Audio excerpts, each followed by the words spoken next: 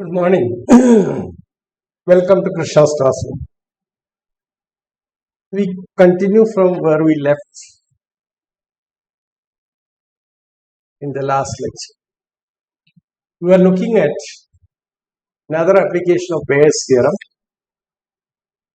It's a very fascinating application and deals with one of the cornerstone results of mathematical analysis.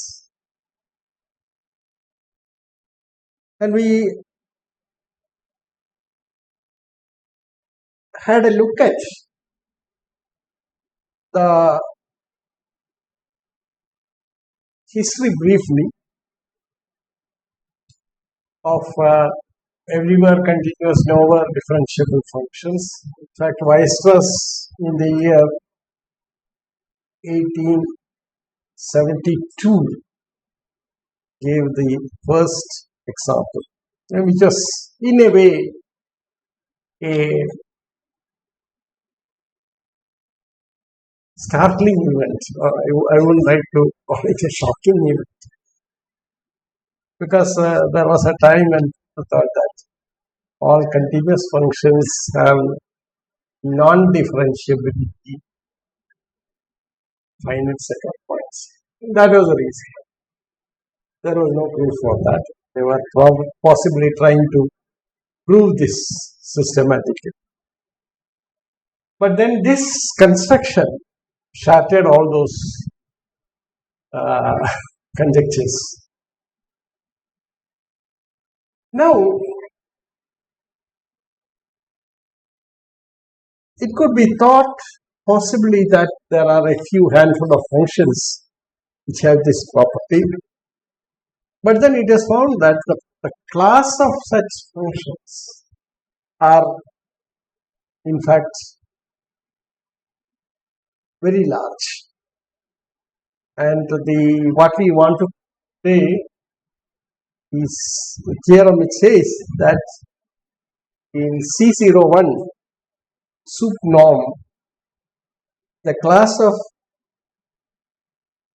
continuous functions is nowhere differentiable forms a dense subspace. So let us state the theorem and then straight away go into the proof of it. So let me state the theorem.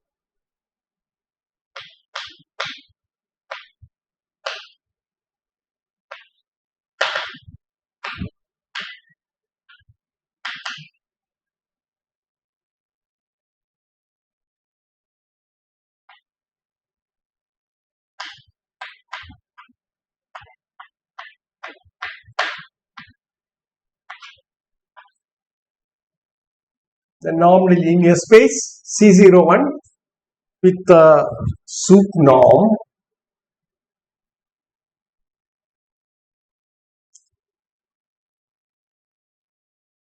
which is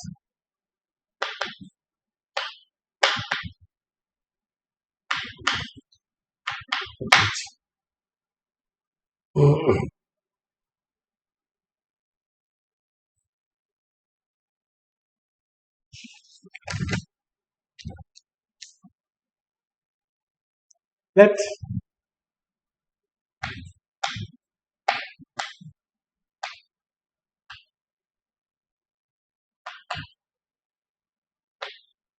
the class of all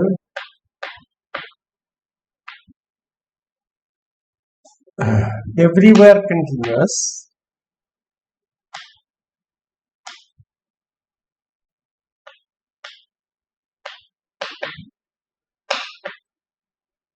nowhere differentiable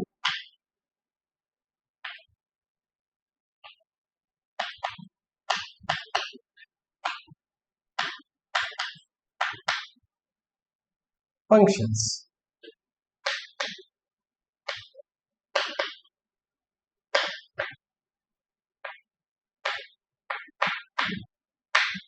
One zero one.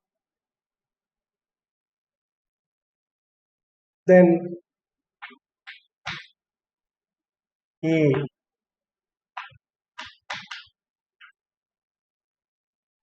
is a dense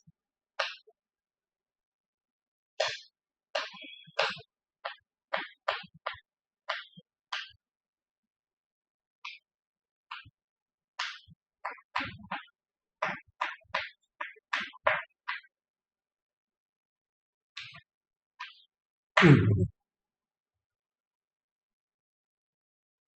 What the theorem says is this: this class of functions is not a meager class. It's in fact large enough to form a dense subspace of C01. Very powerful result. And the proof of this is done using Baire's theorem. What is fascinating is that at the outset, we have already seen the class A is non-empty.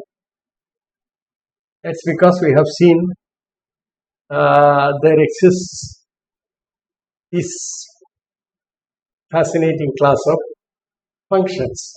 Baire's example, for instance, or the one that we have looked at by using these sawtooth functions, etc., are pointers. So that's the first thing.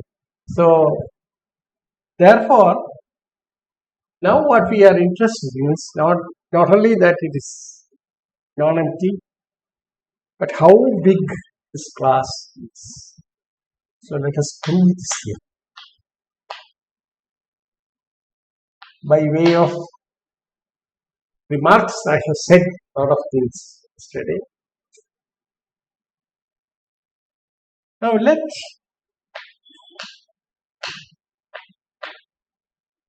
f belong to be a continuous function, continuous real value on 0, 1.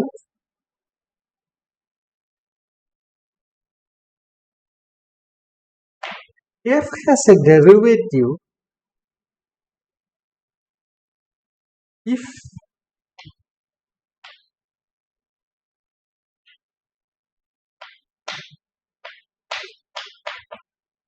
it's differentiable.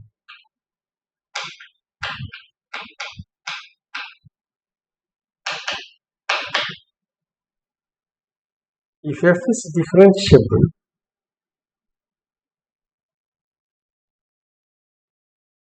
on 0, 1, then the right-handed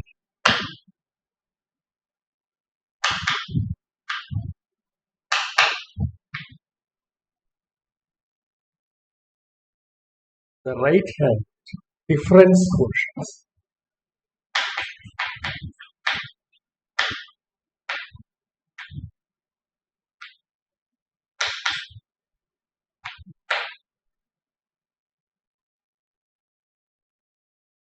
f of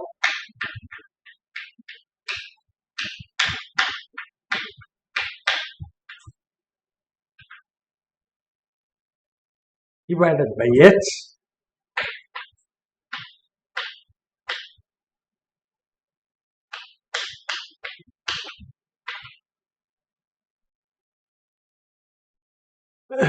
one minus x are bounded.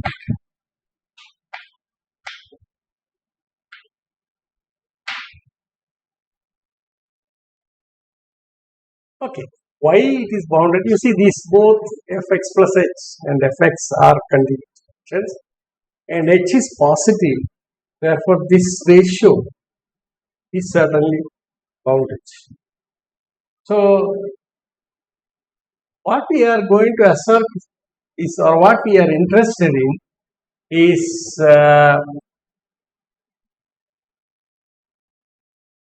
to discuss or to work on the class of functions which are nowhere differentiable. So we have to go for the negation of this at every point. Now this, if you see geometrically, if you take 0, 1, suppose you have a function and it is differentiable at this point, that means that there is a well-defined tangent, or if this is x, this is x plus h, then this is h, and you see that is the ratio of this, or the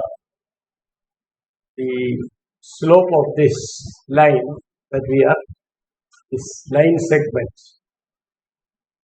that we are talking about. It's bounded. Now we see that if it is not differentiable at any point, then at every point you see that this won't be bounded.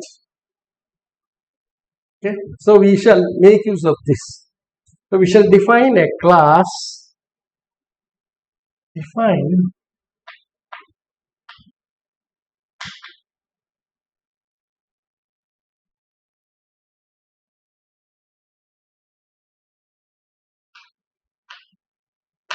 an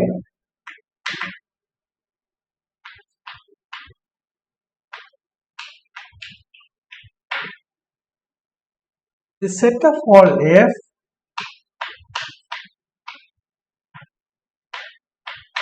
zero one such that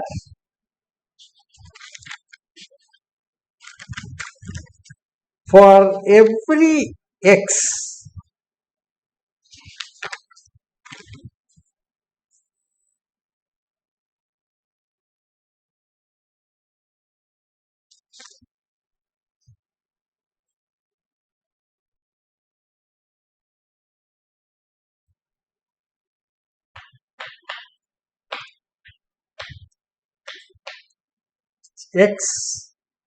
belonging to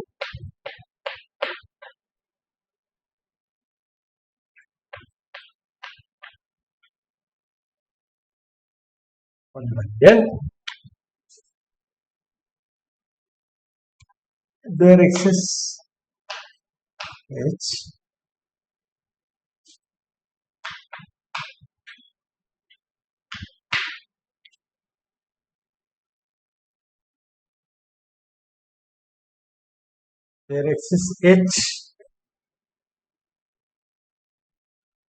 such that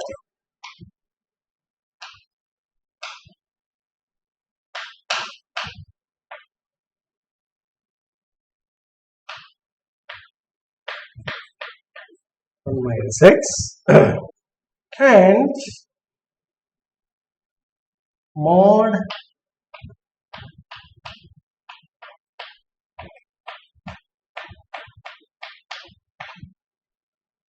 is greater than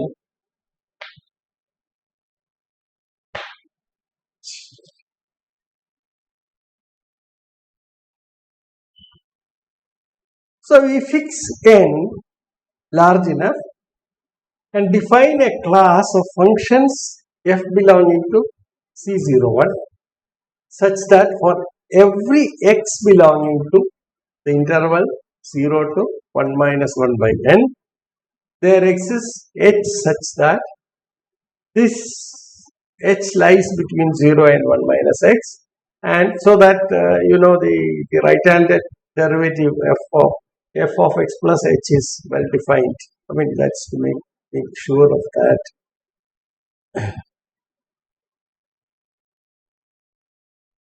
Because x plus f of x plus h is less than 1. So that f of x plus h is defined, f of x is defined, and the modulus of this difference is greater than n times h. Now, that says that the slope of the the chord that you have there is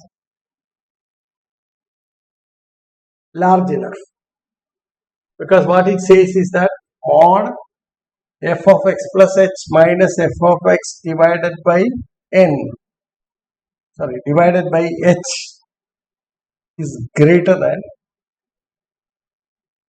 Okay. So once you fix that, once it's large enough. So what we observe is we make use of the geometry of the problem, and you see that the non-differentiability occurs from the non-existence of this, the limit of this, and that would happen if this becomes very large. Okay. That is, this divided by h, as h tends to infinity, would become very large. I mean, that's what happens. So for each n, we take up this particular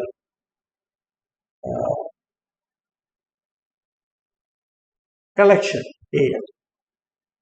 Okay.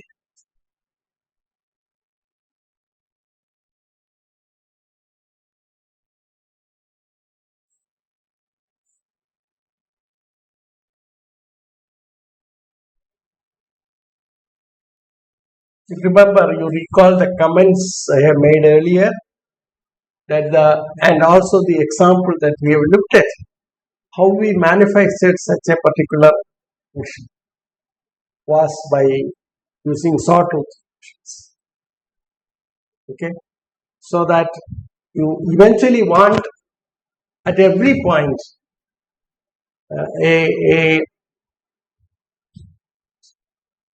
the derivative not exist. That happens if this limit does not exist. Okay, that is mod f of x plus h minus f of x divided by h as h tends to 0 would get blown up. Okay, so let us use this idea.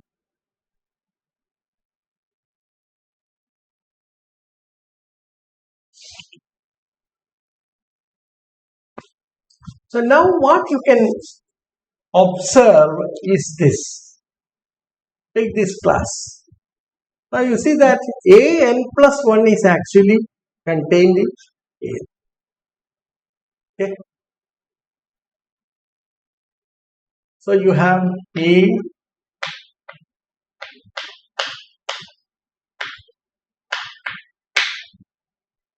now one can easily prove that the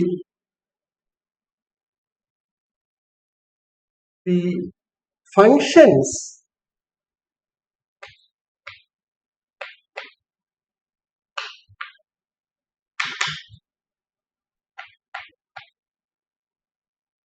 it is easily seen that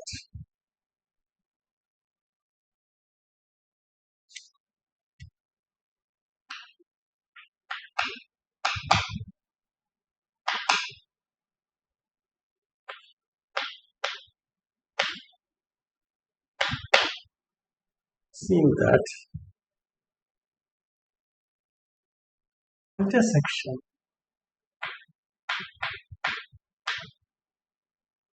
okay,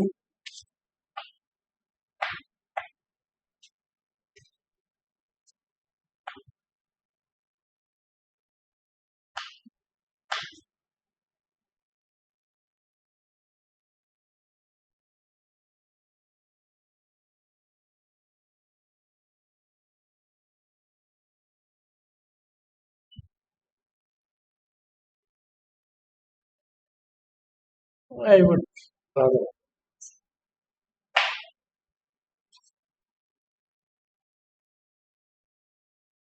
Now let us work on this class. Okay. So what we plan to do, see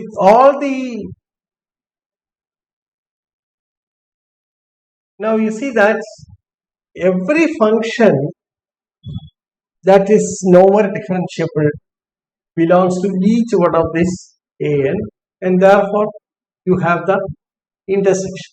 N is equal to 2 has been taken. Take care of this part. 1 by 1 by 1 by 1 becomes a singleton point. Right? That does not matter. That does not matter. Okay. So what more you can expect? See, what we have is, yesterday we discussed, the last lecture we discussed the strategy for proof. We had two steps. When we make it in such a way that you can make use of what's called or invoke Bayes theorem and draw the conclusion. Therefore, what we do is the following. Step 1, we prove that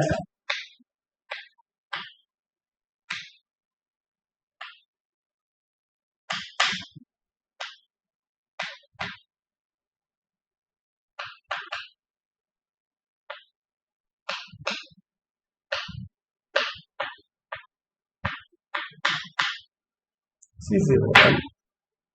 That's the first step. And the second step is that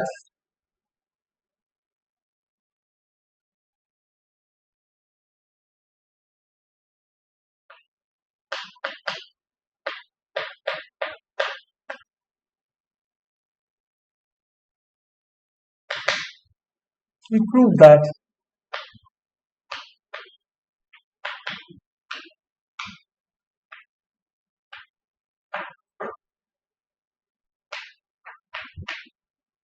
now the ground is set for proving, for invoking Bayes theorem.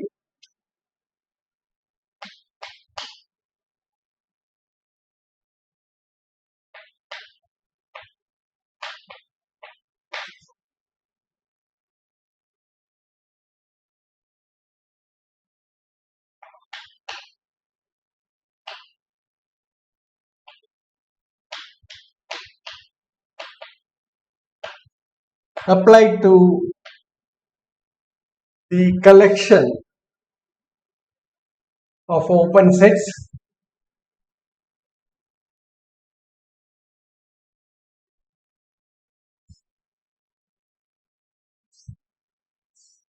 An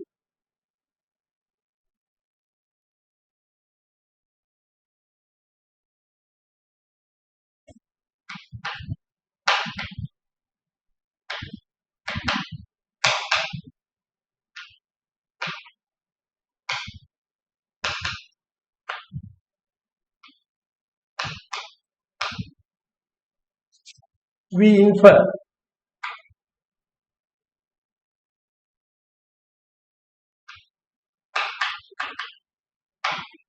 that intersection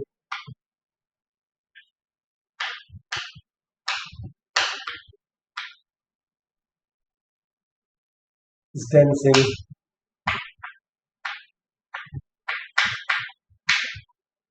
and this in turn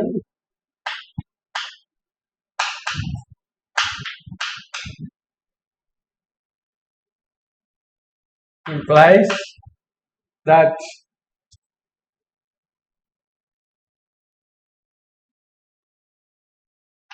A is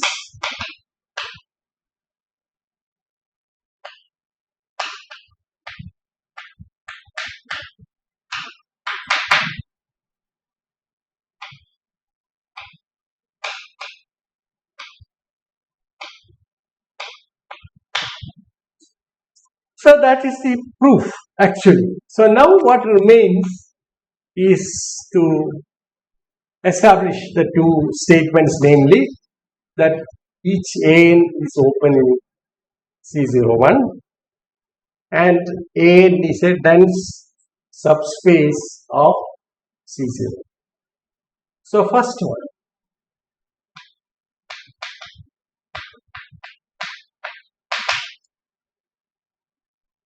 To show that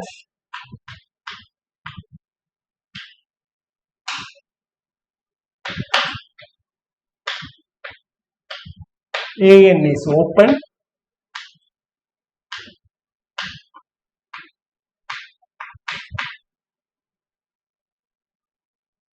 we prove that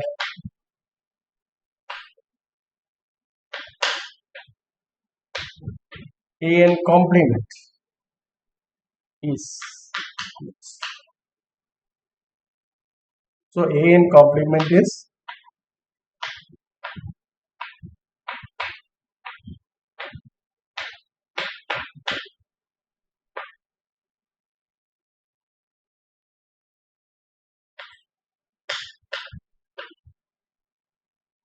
let Cn designate complement. So it is sufficient to prove that Cn is closed. So let us work on that.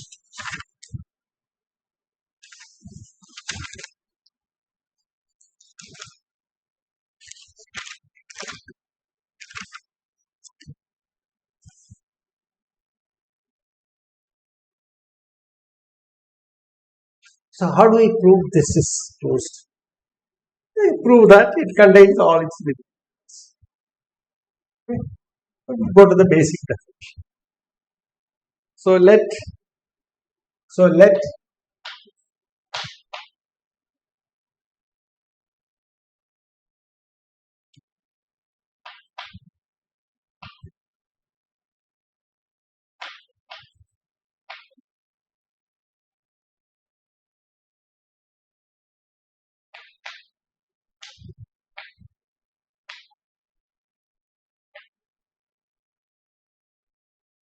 be a sequencing Cn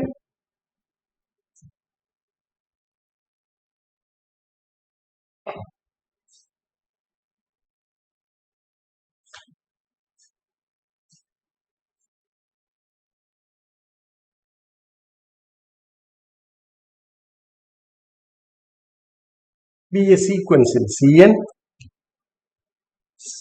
such that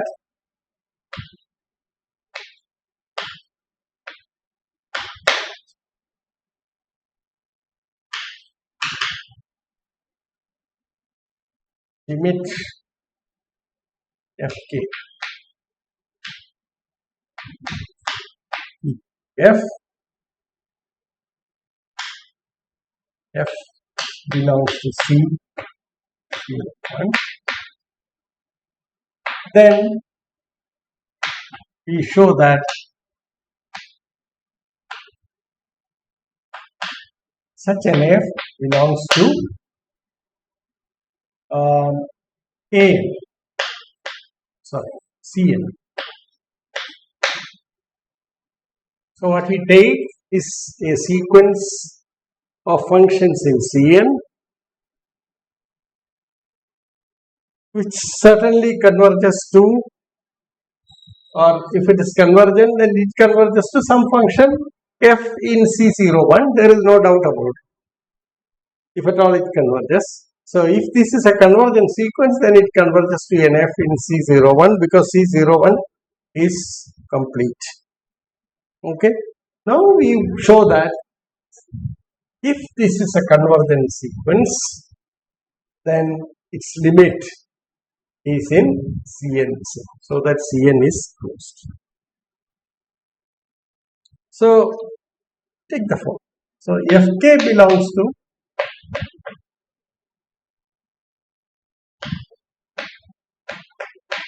implies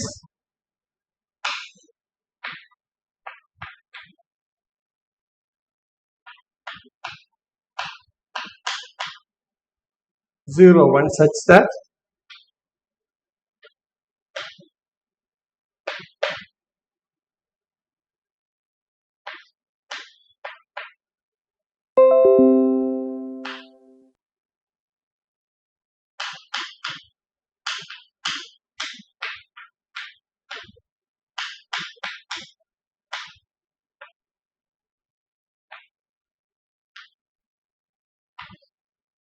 is less than or equal to n. Just the negation of that. Just look at the definition of an. Okay, now it's a negation of it. So this is what it turns out to be.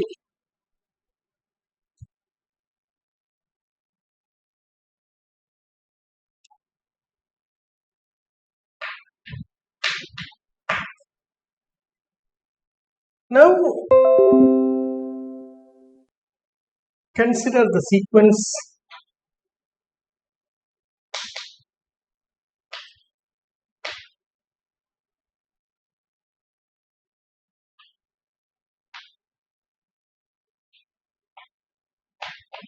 T2.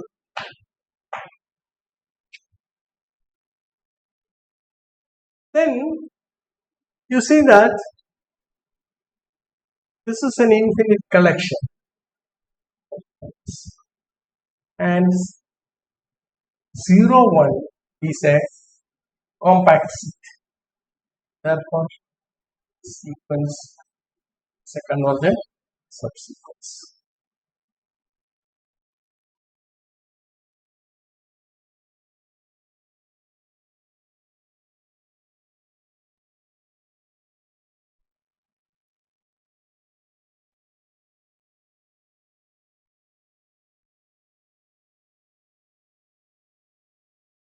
Since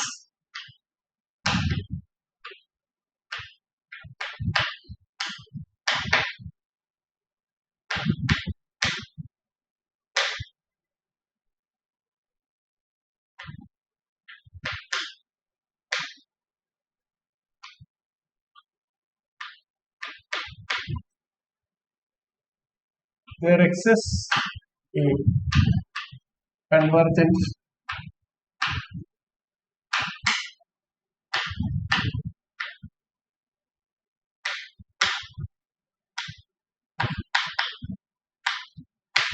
decay. So let us designate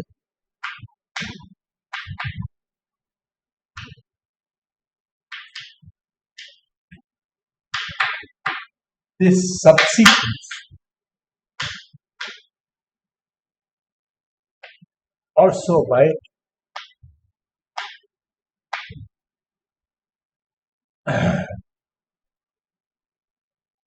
decay. So we are not interested in other elements.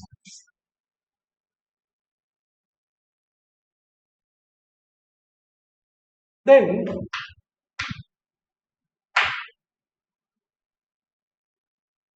image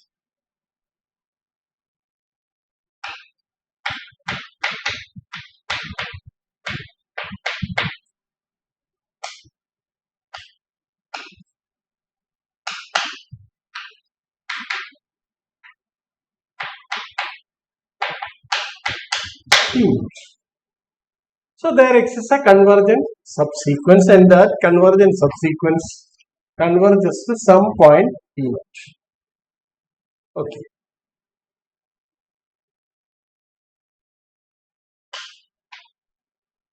So we work with this direction.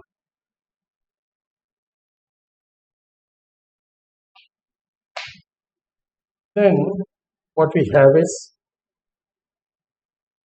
mod f of, see, what we want to prove is that at t naught this function is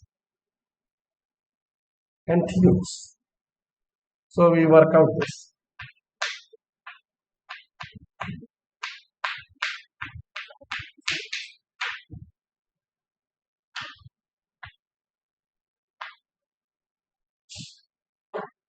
Now this one we estimate. What we do is bring in certain extra terms f of t naught plus h minus f of k plus h divided by h plus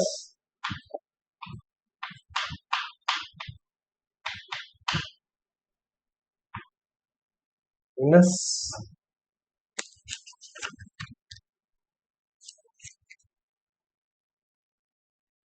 f k tk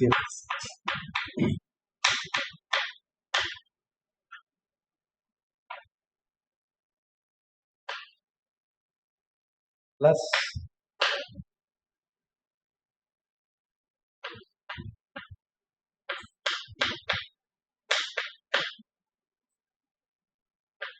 minus k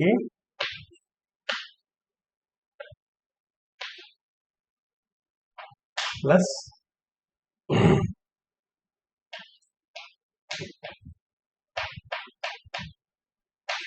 usual technique of adding and subtracting. Same. So you are not changing anything, but then you are taking the absolute value of each of these terms. Therefore, you have the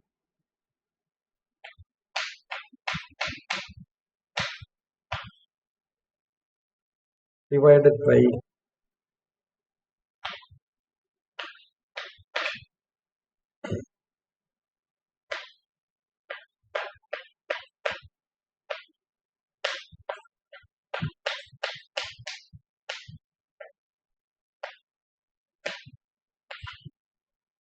so there are 5 terms that we have. Now each one we have some estimation.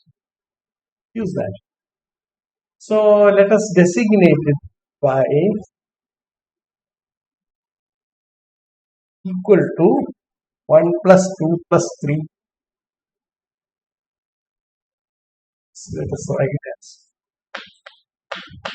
term 1 plus term 2 plus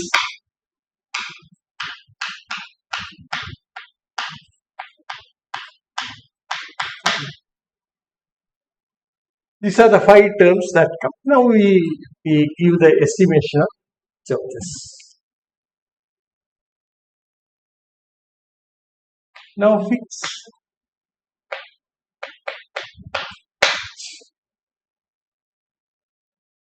then for any epsilon positive, if k is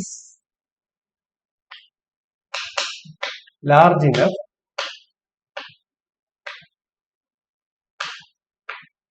k is large enough, 1 and 5 are smaller than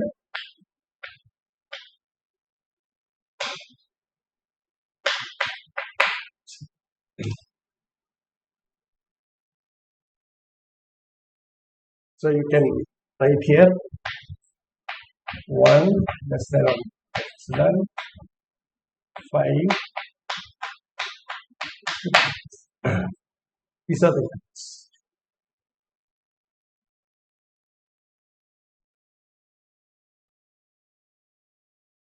Now the reason is this.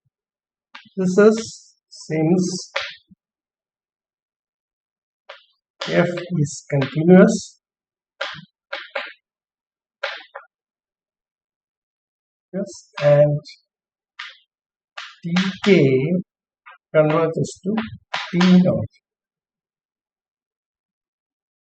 as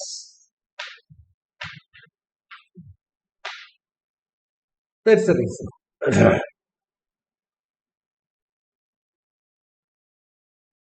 Now, so the first 2 terms, see, f is continuous, therefore sh goes to this goes to 0, and again tk goes to t naught. Okay. So sorry, the first term is this, and the last term. Both of them can be made sufficiently small by fiddling around with k, because tk goes to t. Now 2 and 4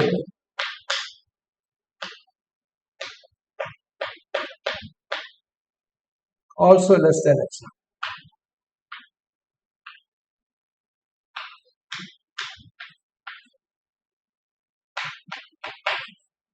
What are the terms 2 and 4?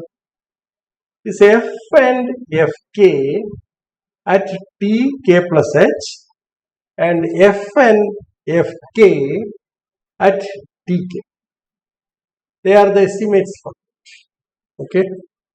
This is because since fk uniformly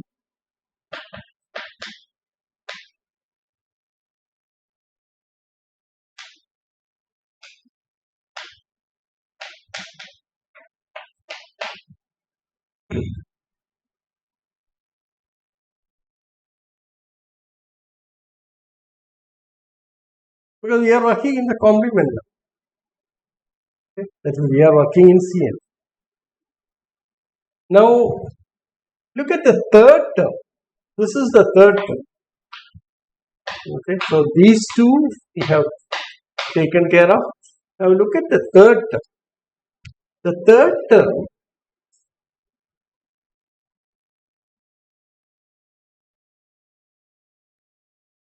can be estimated as follows.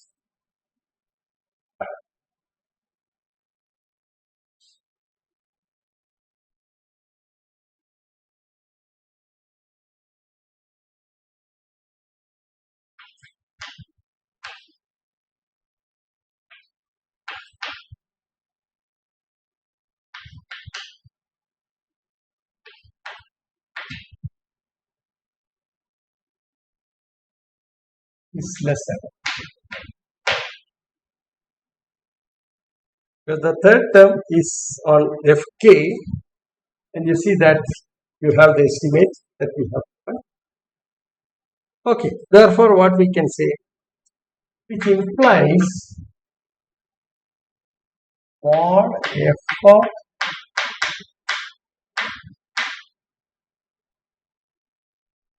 minus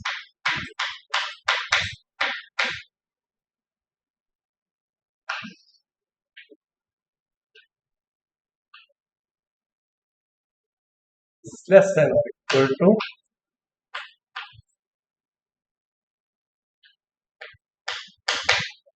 n plus 4. Now epsilon is arbitrary. Since epsilon is arbitrary,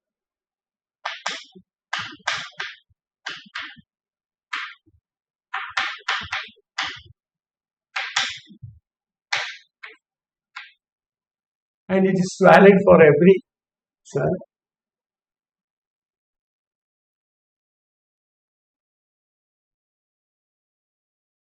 it follows that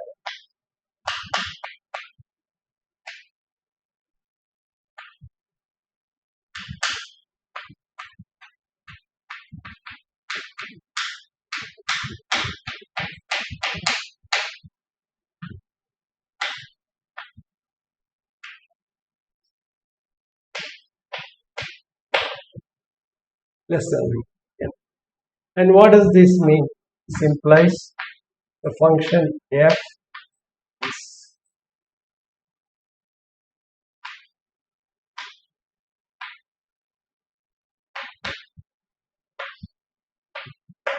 Cn, and that in turn implies Cn is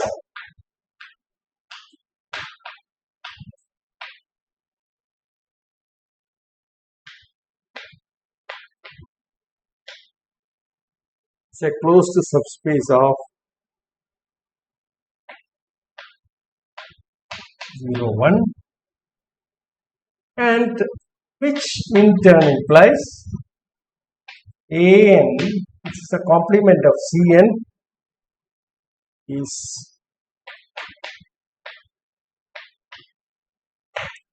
so we have completed the proof of the first part. Okay, now we take up the second part. So we have proved that the step 1, namely An is open. Now what we want to prove is that An is dense.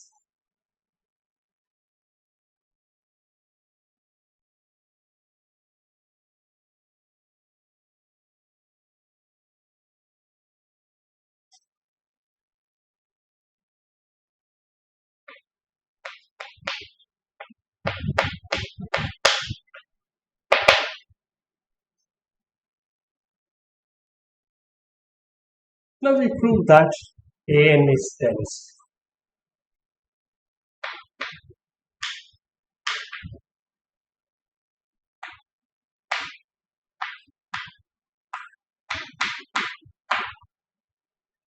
So how do we prove this something is dense in some other set?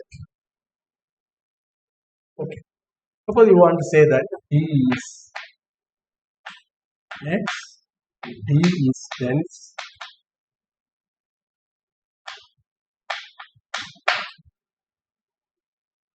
What one does is that to take any element X belonging to X, show that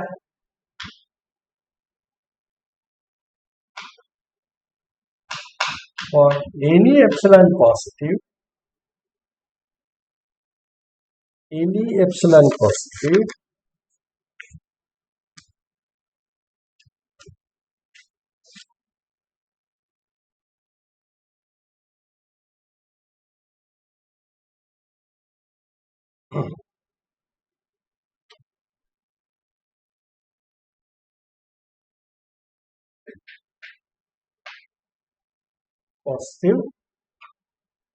there exists an element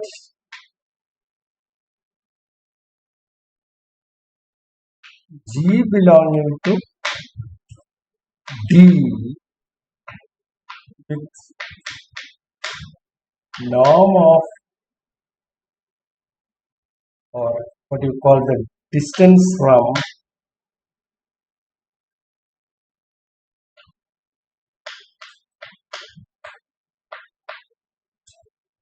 so this is the strategy. So for any choice of epsilon, you can find a G such that this is true. Then of course this is density. That means any element X lies arbitrarily close to D. It may not be. For example, you look at the problem of the rational numbers and reals. Now we say that the Q is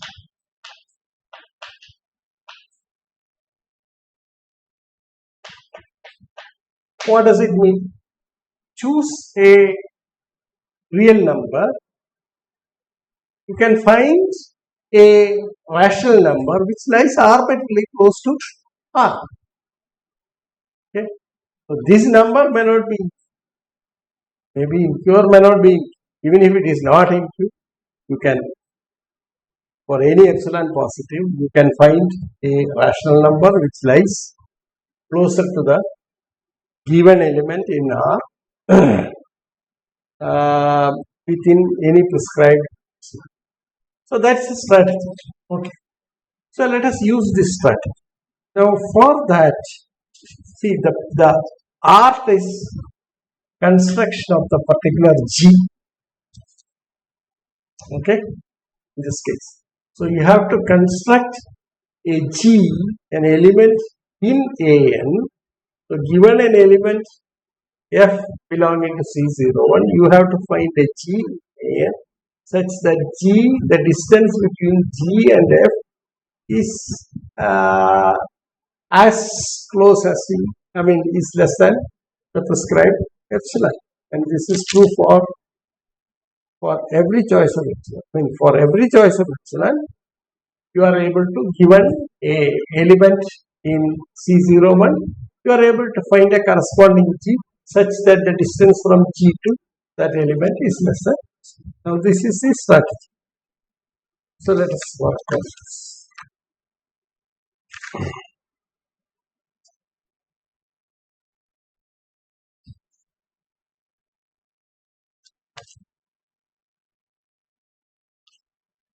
So let us start with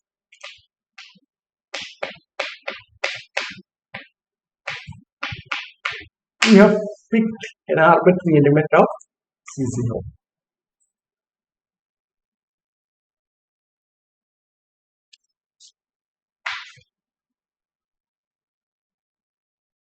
And and epsilon.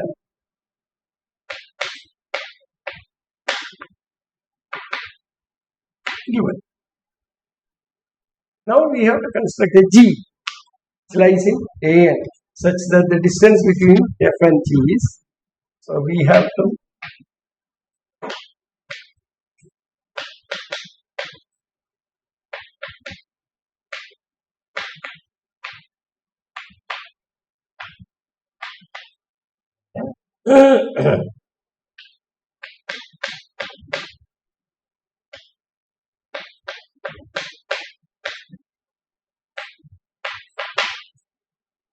this is what we want to. Okay. So we first make use of a result which says that every continuous function on 0, 1 can be approximated as closely as you want by a piecewise linear function defined on the interval 0. Okay. So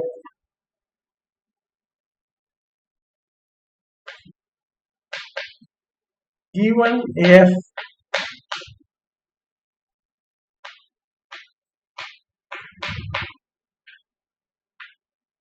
and epsilon positive, there exists a piecewise linear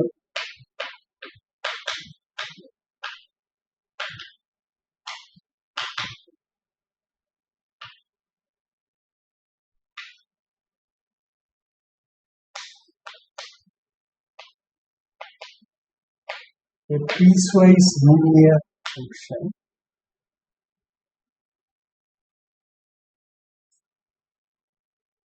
P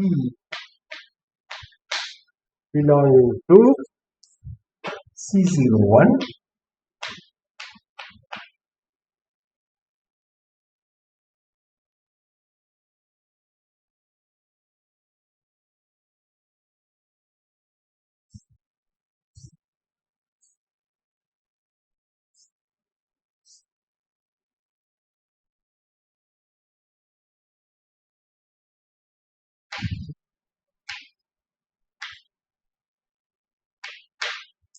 such that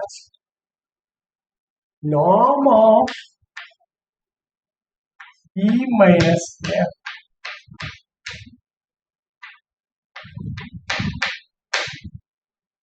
Now, how is this made? What you do is, see, you have a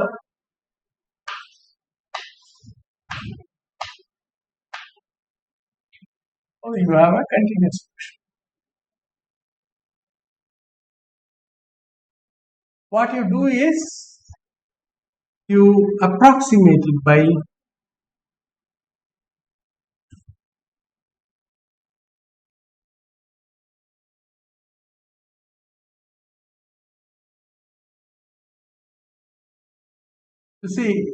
you can choose points on the curve and join them by a function, so that if you keep the points,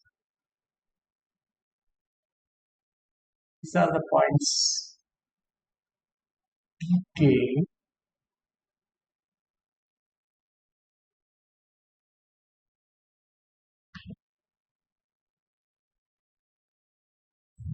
see, these are the points T. Then what happens is that you approximate by a function, linear function,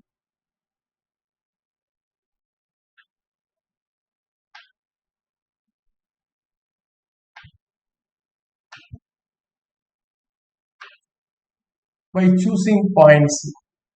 Now what you do is, suppose you were to refine the choice of these points, then you see that the distance between P and F will be still small. Therefore, there exists a partition of the interval 0, 1 such that to construct a piecewise linear function hugging the given function so that the distance between them is less than epsilon. Now that is possible. This is how you construct it. Okay. Now let the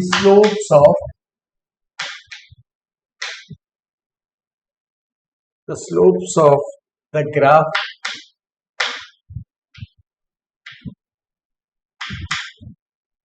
P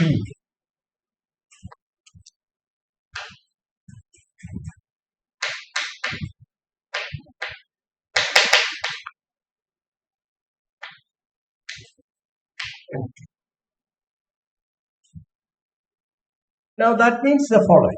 See, suppose you have a function like this. Now suppose this is an approximation.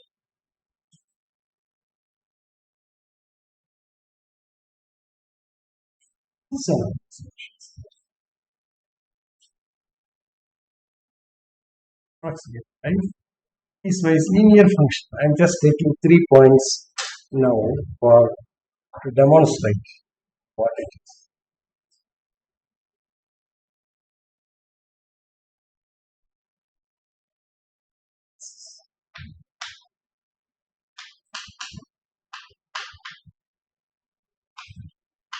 And you start with now you see this is the approximation that you have for the given function. And what you are talking about is the distance at each point. You are talking about the distance between this is your P, this is your F, this is your F, this is your F, and this is your P. You are talking about the distance between these two.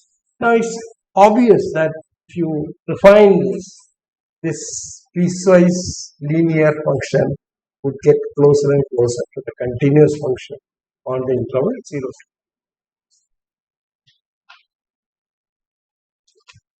Okay. Now what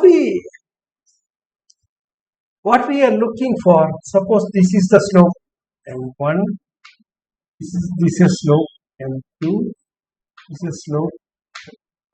So this is what we are talking. Okay. Choose an integer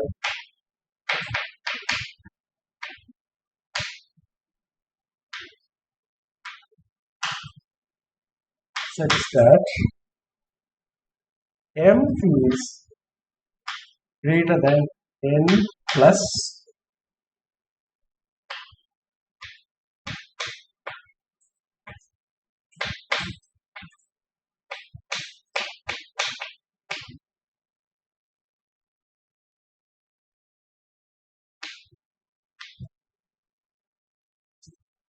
make this choice.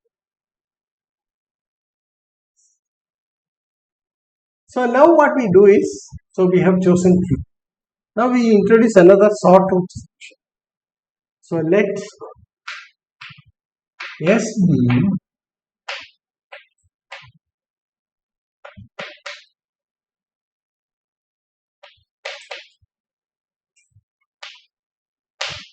a sawtooth function which is piecewise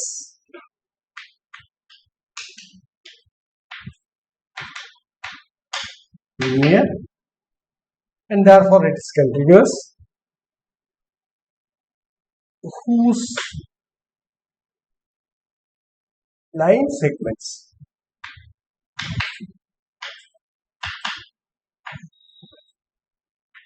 have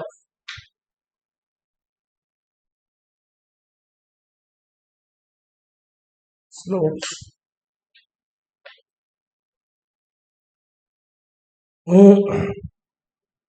plus or minus m.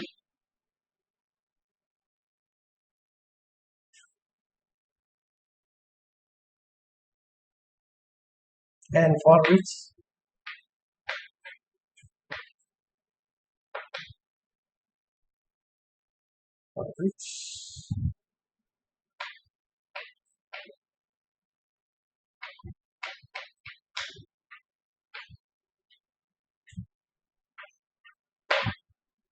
to, what does this mean? This means what we do is we construct another function, sawtooth function. The sawtooth function,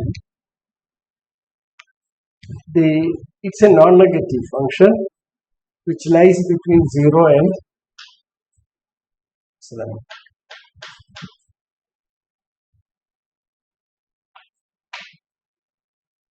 Now what we have is this. Okay. We a sort of equidistant partition of 0, 1 you make, and you choose a function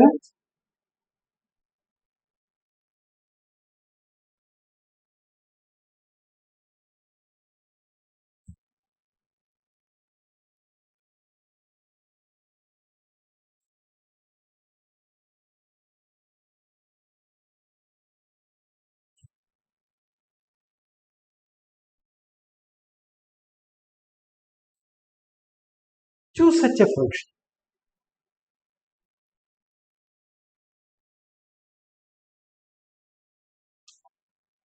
So this is a race. And with the property that you see, when you have a sawtooth like this, see what you are doing is you are taking the midpoint here. So actually what you are doing is you are taking 2 points and then constructing, taking that, so this is tk plus 1, then you take some sk in between, where sk is equal to tk plus 1 by 2, that is the midpoint of sk is the midpoint of tk plus 1. And then join this height, whatever height you want to choose and then join. Okay, it's a very nice periodic function that you have constructed, but with the property that this condition is satisfied. That is by controlling the height of this function. That is clear. Now everything is ready. All the ingredients are. So we put them to draw our conclusion. Now we have to manufacture a particular G which serves our purpose. Let us see how we do it. Now you see that set G equal to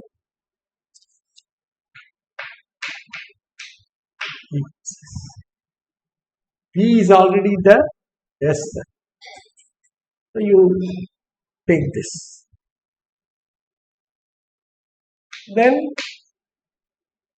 G belongs to C 0, 1. There is no problem because both are continuous functions defined on the interval 0. Further,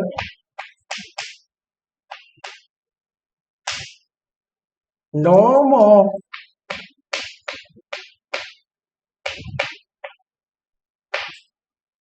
what is P minus G, that is given by S. Now this, you know,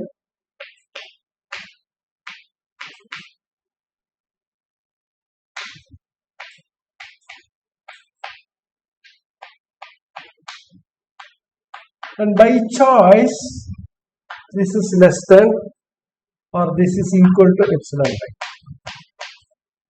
because we have seen the height, so that's clear. Now what we claim is that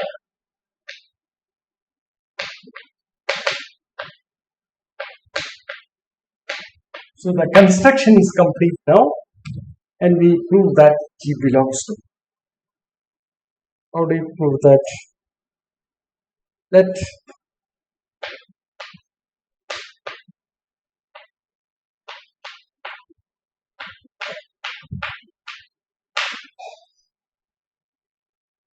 choose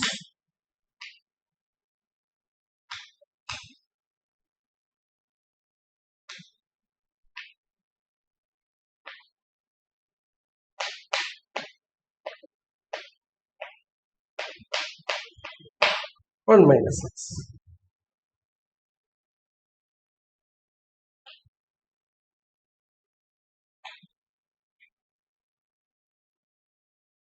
Such that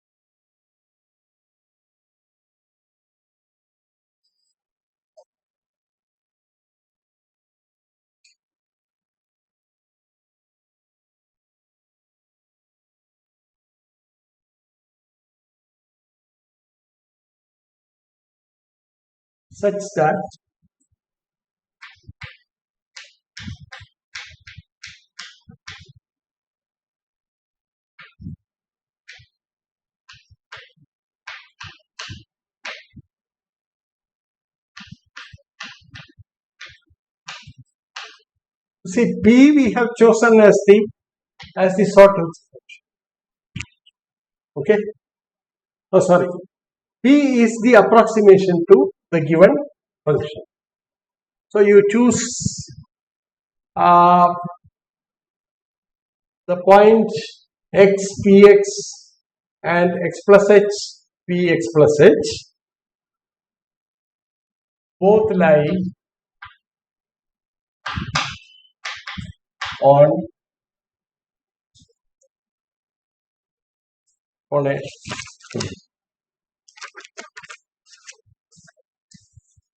line segment.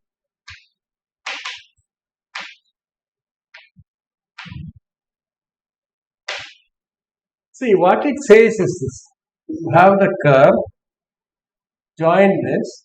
Now you have to have you are choosing points like this.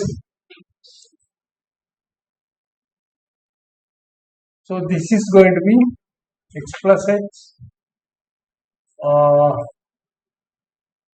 x. So this is x px.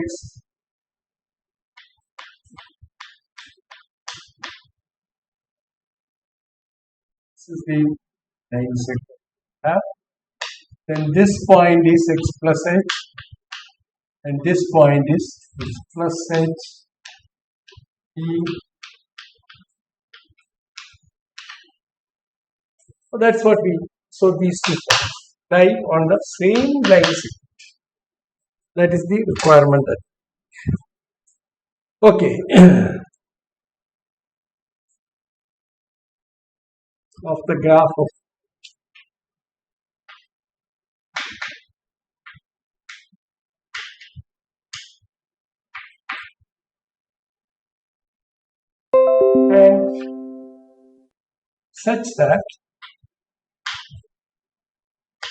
and such that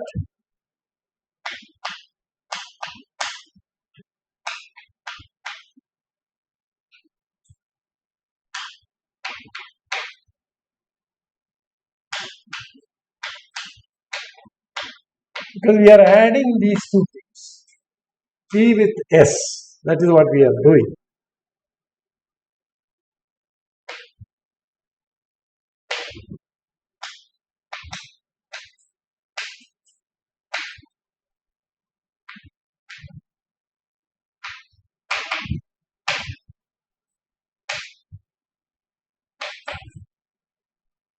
Same line segment of S. So you have two things. So we have H to play around with. Okay, we can work out H in such a way that these two conditions are satisfied, and that's not difficult. Oh, okay.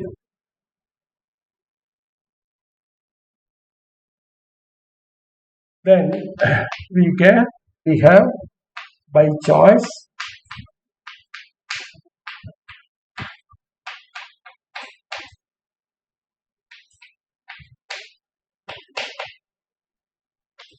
that depends on whether it is plus mi or minus mi. In whatever case, you take mod mi. Okay, that depends on whether on what side of the this particular dice. And then you have s, or what is the nature of the function, minus s is equal to m times h. So that's the chosen. We have picked m from m1, m2, etc. and which is greater than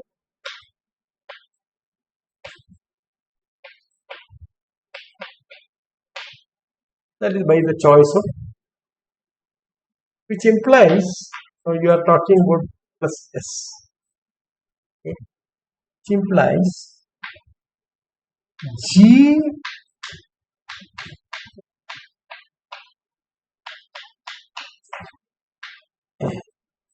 is greater than or equal to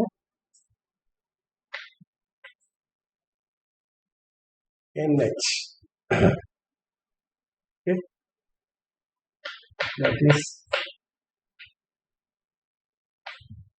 g equals to, therefore an is dense.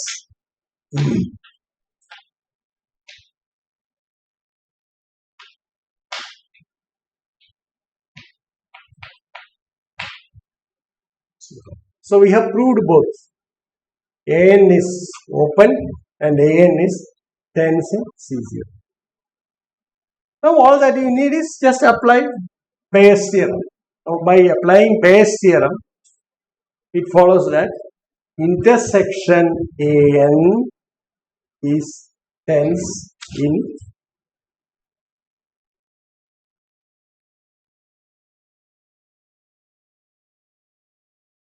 C01.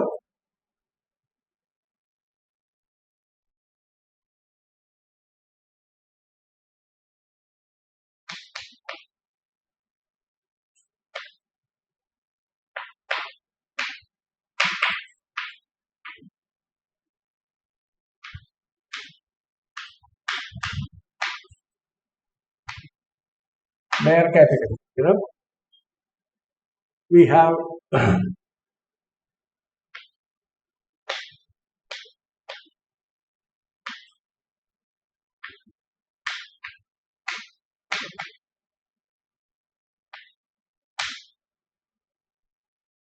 is dense in C01. Since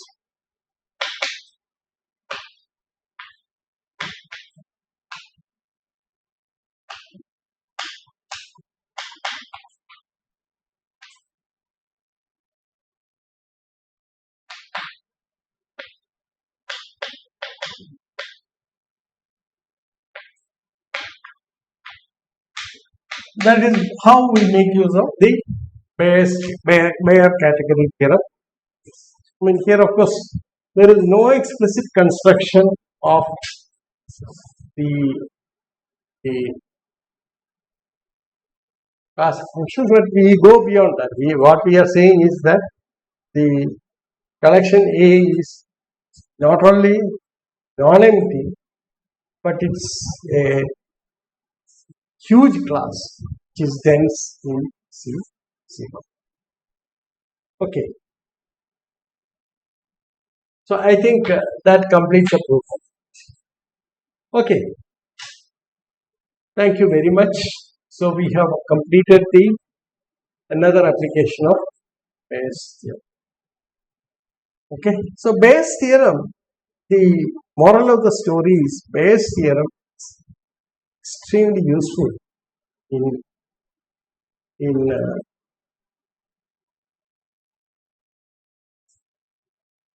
getting some very fascinating results like this one. Okay. So we have already seen functions constructed, but then that only says that script A is non-empty. But we go far beyond that, show that A is in fact dense in C0. Thank you very much.